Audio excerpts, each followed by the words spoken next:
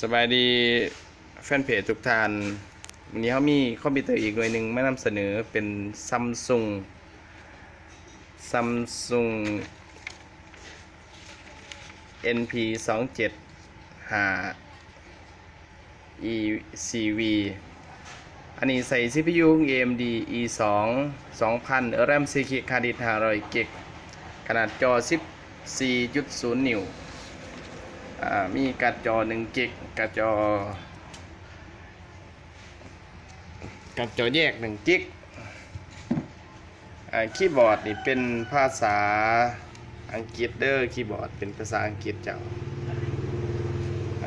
สภาพโดยรวมๆข้างนอกนี่ก็ถือว่ายังงามอยู่เด้อเป็นสีบรอนซ์ด้านนี้ก็จะมี DVD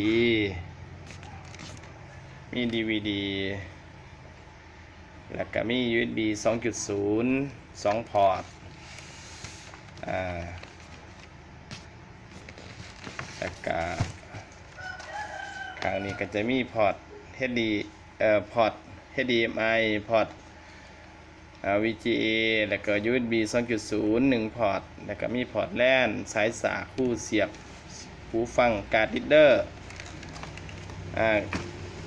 เครื่องนี้นี่ราคา1,950,000 กีบเด้อเจ้าพร้อมทั้ง